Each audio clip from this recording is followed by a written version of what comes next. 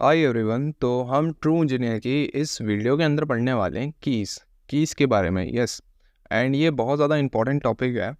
अब आज इस वीडियो के अंदर हम कीज़ के बारे में डिटेलिंग में देखने वाले हैं कि हम इसका क्यों यूज़ ले रहे हैं, क्यों हम डेटाबेस मैनेजमेंट के अंदर की का कॉन्सेप्ट पढ़ने वाले हैं। ठीक है, फिर नेक्स्ट वीडियो के अंदर हम जो मेन इंपॉर्टेंट डिस्कस करेंगे which is called types of keys, and वहाँ पे जानेंगे जो अभी तक हम डिस्कस कर रहे थे। शायद आप लोगों ने प्राइमरी की बहुत ज़्यादा सुन लिया था।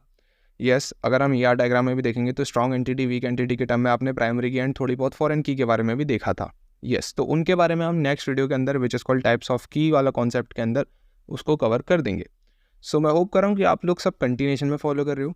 So without any wasting of time सबसे पहले ये जानते हैं कि हम की कॉन्सेप्ट का क्यों यूज़ ले रहे हैं, क्योंकि यार हम मेन इंपॉर्टेंट बात ट्रू इंजीनियर में सारी चीज़ें लॉजिकल एंड कॉन्सेप्चुअल पॉइंट से पढ़ेंगे, कोई रेक्टिफिकेशन नहीं चलेगा। यस, तो यार की का मतलब क्या है? की मतलब होती है चाबी। वैसे तो जनरल टर्म में यही होता है। अब एक्चुअली में डेटाबेस मैनेजमेंट सिस्टम के टर्म में की कॉन्सेप्ट का यूज़ क्यों किया जाता है? फॉर एग्जांपल मेरे पास डेटा है ना, in the form of table, क्योंकि हम क्या पढ़ रहे हैं, रिलेशनल डेटाबेस पढ़ रहे हैं, है ना। रिलेशनल डेटाबेस के अंदर हमने स्टार्टिंग की डेफिनेशन में ही समझ लिया था। रिलेशनल डेटाबेस का मतलब क्या होता है कि डेटा किस फॉर्म में प्रेजेंट होगा, in the form of tables. And table क्या होती है? Collection of rose and columns. Yes, अब आप अगर यहाँ पे ये प्राइमरी की वाला पार्ट अगर इसको थोड़ी देर के लिए इग्नोर करते हैं ना, ये वाला पार्ट को इग्नोर करते हैं, ठीक है, तो इसको अगर हम इग्नोर कर देते हैं, फॉर एग्जांपल यहाँ पे कुछ है ही नहीं, ठीक है भाई, है ना, इसको ले लेते हैं ब्लैक, लो भाई शेड कर दिया उसको। अब अभी हमारा उसका काम है ही नहीं कि ये प्राइमरी की है कि नहीं, अभी मेन काम है कि हम की पढ़ क्यों रहे हैं कॉन्सेप्ट। ठीक है, बहुत बढ़िया। सबसे पहले ये जानो कि इसका यूज़ क्यों है। यहाँ पे स्टूडेंट आईडी एक आपको स्कीमा दिखेगा, ये पूरा स्कीमा है। ठीक है, स्टार्टिंग में जो हेडिंग्स है, student ID, student name, age, gender and grades, these all क्या है, ये ऑल क्या है, स्कीमाज हैं। तो लेट सपोज मैं यहाँ पे फ़िलहाल रेड ले लेते हैं जो हाईलाइट हो जाएगा, एंड इसको कर देते हैं बैकग्राउंड। यस, ठीक है। तो student ID, student name, age, gender and grade, ये सब क्या है, स्कीमा है। बहुत बढ़िया। अब यहाँ पे स्टूडेंट आईडी 1 2 3 4, सपोज 4 स्टूडेंट है। ठीक है, स्टूडेंट नेम है जॉन, अलाइस, जॉन, सरा। ठीक है, अब उनकी एज गिवन है 18 19 20 18। बहुत बढ़िया। जेंडर गिवन है male female, male female. Grades given है ABAC। अब यहाँ पे आप सबसे पहले क्या देख रहे हो, यहाँ पे अगर आप नोटिस करो तो बहुत सारी चीज़ें कॉमन है। फर्स्ट ऑफ ऑल इनके नेम, यहाँ पे 2 जॉन प्रेजेंट है। ठीक है भाई, बहुत ही बढ़िया। ठीक है, एक ये प्रेजेंट है और एक यहाँ पे प्रेजेंट है। ऐसे ही आप अगर एज के पॉइंट से बात करोगे तो यहाँ पे भी 2 एज का फैक्टर सेम दिख रहा है, कहीं ना कहीं कुछ वैल्यू सेम दिख रही है। एंड अगर आप जेंडर भी देखोगे ना तो मेल आपको 2 जगह दिखेगा, 2 जगह फीमेल दिखेगा। तो मतलब बहुत सारी चीज़ें आपको मल्टीपल देखने को मिल सकती हैं। एंड ग्रेड भी देखो, A और A ग्रेड यहाँ पे भी दिख रहा है, तो यहाँ पे मल्टीपल चीज़ें हैं। तो अब ऐसी कोई चीज़ नहीं है जिसकी वजह से आप यूनिकली कहो कि यार मैं इस जॉन की बात कर रहा हूँ या फिर मैं इस जॉन की बात कर रहा हूँ, या तो मैं एज 18 वाले स्टूडेंट को पकड़ रहा हूँ बट वो जॉन है या सारा है हमें नहीं पता। ठीक है, तो हम की क्यों पढ़ रहे होते हैं? बिकॉज की हेल्प से हम यूनिकली आइडेंटिफाई कर सकें किसी भी व्यक्ति को।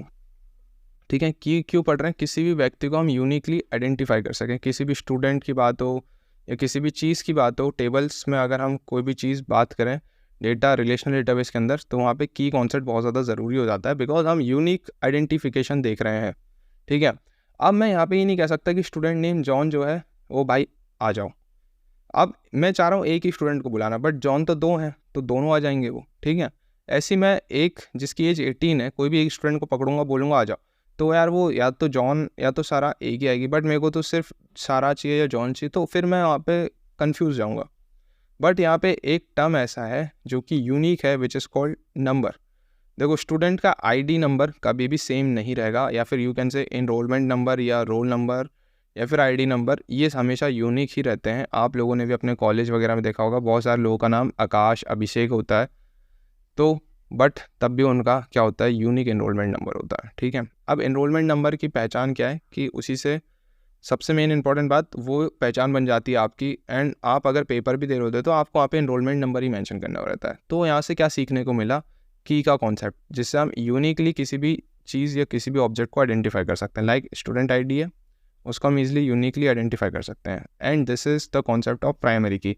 प्राइमरी की क्या होता है उसके बारे में आराम से देखेंगे, बट यही कॉन्सेप्ट है की का, जो कि मैंने आपको ईजी वे में एक्सप्लेन किया कि यार मल्टीपल सिनेरियोज में जो डेटा है वो सेम हो सकता है है ना, जैसे जॉन जॉन, या तो फिर एज भी सेम दिख रही है, जेंडर भी दिख रहे हो, ग्रेड्स भी कुछ कुछ सिमिलर दिख रहे हैं, तो यहाँ पे आप इजीली आइडेंटिफाई नहीं कर सकते कि आप इस व्यक्ति की बात कर रहे हो या तो फिर इस जॉन की बात कर रहे हो।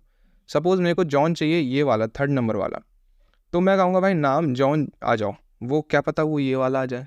सो इस सिनेरियो पे हम इजीली आइडेंटिफाई नहीं कर सकते।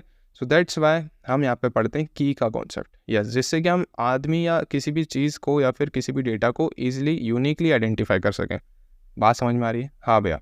अब मैं बोलूँगा जॉन 3 नंबर वाला जॉन आ जाए, तो सीधा यही नंबर वाला जॉन आएगा, बिकॉज यहाँ पे हम प्राइमरी की या की कॉन्सेप्ट का देखेंगे कि भाई 3 वाला ही क्यों आ रहा है। लेकिन वो आराम से समझेंगे, टाइप्स ऑफ कीज़ के अंदर डिफरेंट कीज़ होती हैं, उन सभी के बारे में आराम से देखेंगे। बट ये की कॉन्सेप्ट है। अगर डेफिनेशन वाइज आपको लिखना होगा तो वो आप इस तरीके से लिखें, इन डेटाबेस मैनेजमेंट सिस्टम की plays a fundamental role, yes, for ensuring the integrity समझ के, हाँ भैया, organisation and efficient retrieval of data.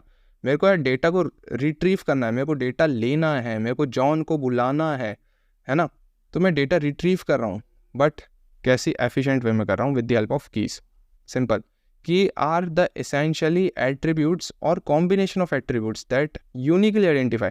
जो मैं कह रहा था वो क्या समझ में आ रहा है? यस, हम की यूज़ कर रहे होते हैं बिकॉज हम यूनिकली आइडेंटिफाई कर सकें उस वैल्यू को from the database table. Yes, तो हम यही तो कर रहे हैं। बात समझ में आ रही है? हाँ भैया, यही समझ में आ रही है। तो कीज आर एसेंशियल एट्रीब्यूट और a combination of attribute that uniquely identify records with in a database table. तो हम टेबल से ही क्या कर रहे हैं? यूनिक वैल्यू निकाल रहे हैं, 3 नंबर के जॉन को बुला रहे हैं। समझ रहे हैं? हाँ भैया, समझ रहे हैं। तो ये डेफिनेशन जो लिखी गई है, क्या वो क्लियर होती चली जा रही है? यस भैया, बहुत ज़्यादा सिंपल डेफिनेशन है। ठीक है, हाँ। तो मैं होप कर रहा हूँ कि आप लोग ये जो पॉइंट है वो इजीली समझ में आ चुके हैं आपको। एंड आज क्लियर इतने रखते हैं, फिलहाल मिलते हैं नेक्स्ट वीडियो के साथ। बाय।